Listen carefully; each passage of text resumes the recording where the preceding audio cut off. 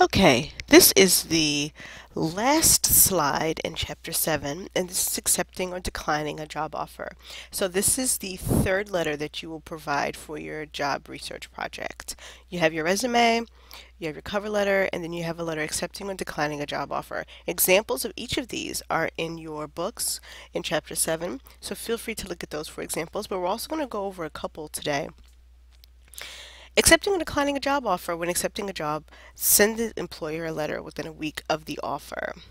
Start by telling the employer you are accepting the job, indicate when you can start, mention any pleasant associations from the interview, express your plans to fulfill any requirements for the job, and reiterate that you look forward to starting the job. So a job application acceptance, a job letter acceptance can look something like this.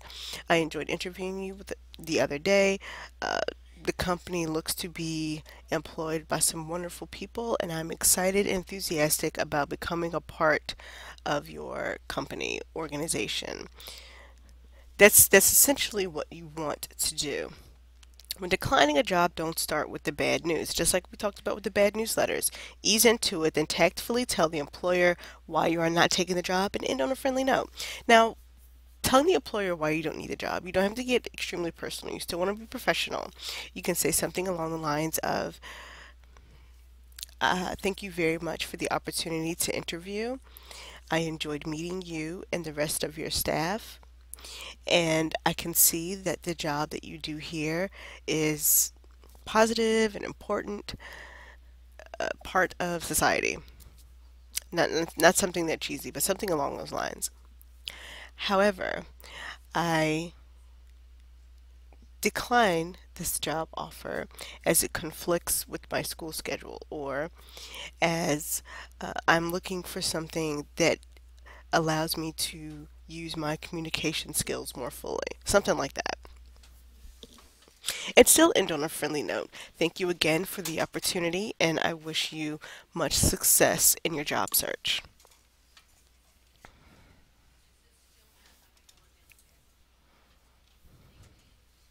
Now, that is what you want to remember about searching and applying and sending resumes and interviewing for jobs. Now, let's look at a few examples.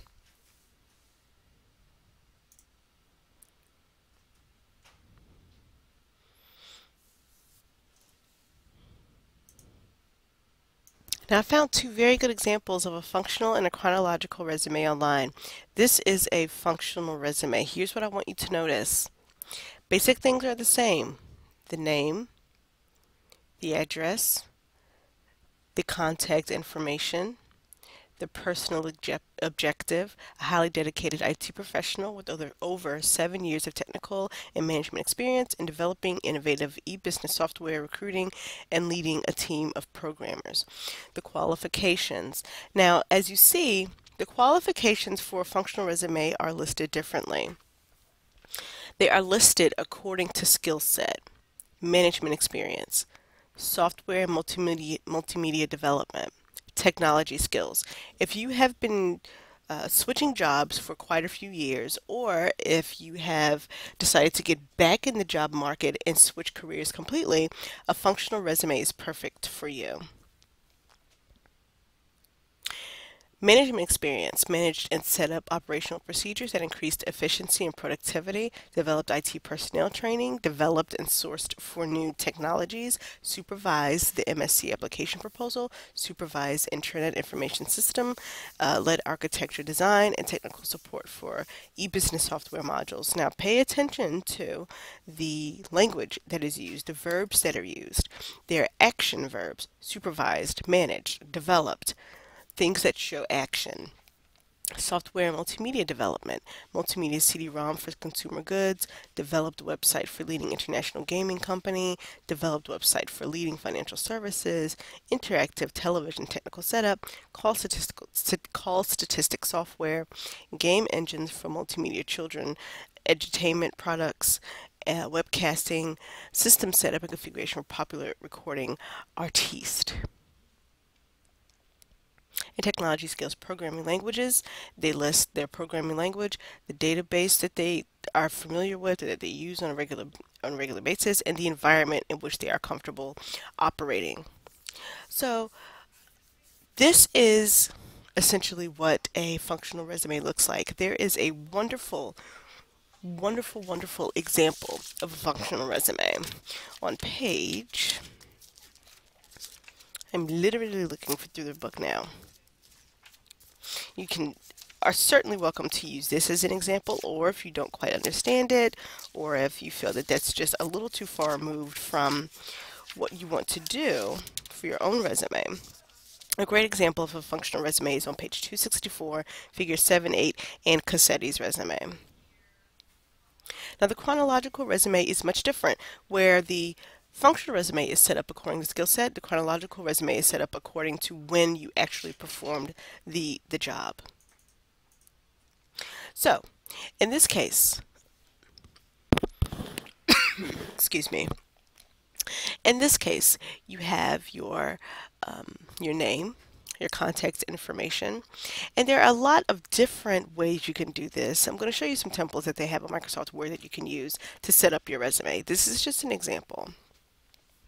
So, you have your objective: to obtain an internship as a fitness assistant in a health and fitness environment. Very simple, straight and to the point. The education, the related experience. Now here, the related experience, before the experience was arranged according to skill set. Here, as I said, it's arranged according to year. Spring 2000, spring 2000, fall 2000 to spring 2000 something. Work experience, spring 2000 to present. Certifications, fall 2000 to present, spring 2000 to present.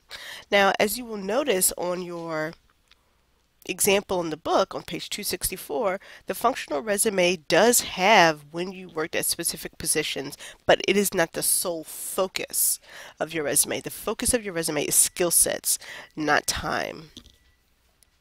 And finally, let's take a look at a cover letter. Now, as I said in my first video, I had to revise my cover letter. This is a sample. This is maybe draft number 2. This isn't the one I sent out because I do not have my my name up top. So if you don't have an idea of who you send it to, all employers don't have who exactly you should send your information to. And if you don't have that, to whom it may concern really works fine. The first paragraph: I am interested in the vacant English faculty position at Durham Technical Community College. I received my Master of Arts degree in English from North Carolina Central University in December 2008. While earning my degree, I had the opportunity to teach and work as a senior writing consultant in the university's writing studio. Since graduating, I've had the pleasure of teaching as an adjunct instructor at North Carolina Central University's Department of English and Mass Communication. So in my first paragraph, who I am, why I am writing, and what makes me qualified. The next paragraphs will include the body paragraphs. As an educator, I have enjoyed blah blah blah. I constantly seek out creative ways to blah blah blah. I use Blackboard to communicate announcements. Since online education is becoming so prevalent, I understand that I need to include this in my cover letter. This is what I mean about researching the job and researching the field. If I had not known that so many people were going towards online learning, I would have not included that, which would have closed the door on a possibility of me getting a position. How I use Blackboard and how I use it. If you're going to mention that you employ a certain technique, mention how you employ it and make sure that you can speak enough about it so that the employer knows that you understand exactly what it means. I plan to use Blackboard as an even larger tool, blah, blah, blah. The task of designing lessons that effectively address the individual learning needs of each student while addressing specific learning goals and outcomes seemed daunting initially, but I blah, blah, blah. Remember that you want to have, in your letter, you need to have topic sentences, just like you learned in English 111. You need to have topic sentences, and your paragraph needs to be about what that topic sentence says. My topic sentence for this one: I have enjoyed meeting new challenges, and I constantly seek out creative ways to deliver information in the classroom, which includes incorporating the Blackboard academic suite into my teaching style. This whole paragraph is about Blackboard. Designing lesson plans that meet the needs of each student, daunting initially, complex thought and persistence. All of this explains how I've found creative ways to address the learning outcomes and goals of each student. Key components of the GEC and focusing on specific student learning outcomes, I've changed certain aspects of my instructional style to fit the needs of every student. Boom. That whole paragraph talks about what this topic sentence talks about. The topic sentence is essentially a snapshot of what your entire paragraph is going to be about. You hold to that. Think of it like a promise. You promised your readers you're going to talk about this. This is what you say in your first sentence. So uphold that promise. Talk about that as explicitly and as descriptively as you can. As an adjunct instructor, I unfortunately have not had many opportunities to serve on campus committees, but I have been an active participant in departmental and campus-wide faculty meetings, and I've helped train new writing consultants by serving on the Tutor Training Workshop Committee. So here is where I can turn a weakness into a positive. I understand, because I did my research, that many schools want teachers who have served on committees, want candidates who have served on committees. Unfortunately, at the time that I was applying, I had not done that at all because I wasn't required to, and I frankly wasn't ever invited to. So instead of focusing on that, I say, although I haven't had the opportunity to do this, I have had the opportunity to do this, which includes my inclusion into the social atmosphere of the college, and I've been able to help students beyond teaching. Final paragraph, I believe my positive energy, commitment to success, strong work ethic, and high expectations for both my students and myself will enhance the dedicated and esteemed faculty at Durham Technical College.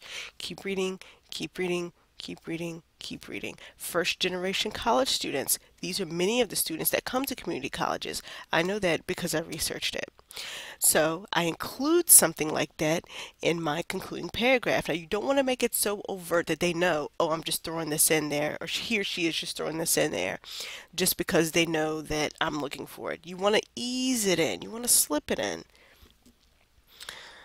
This experience has helped me become a stronger educator, and I feel confidently that I will continue to maintain the core values, vision, guiding principles, and strategic initiatives of Durham Technical Community College, which include embracing the learning college ideal, demonstrating efficiency and accountability, and focusing on learning and student success. That is direct from their mission statement.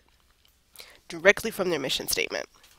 I welcome an invitation to interview, and I hope to hear from you at your earliest convenience. Back in the day, they would say, I'll call you for an interview, but you don't want to do that now. You want to give them the opportunity to contact you. And if you haven't heard from them in about a week or so, call and make sure that they have received all of your information. Now this, before I talked to my mentor, was about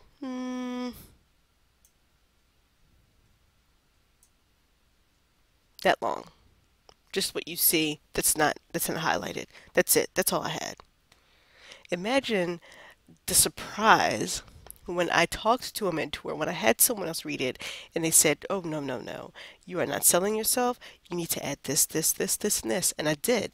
And it turned out to be very helpful for me. So this is the conclusion of Chapter 7, the resumes, cover letters, and letters of application. Remember to always contact me if you have any questions.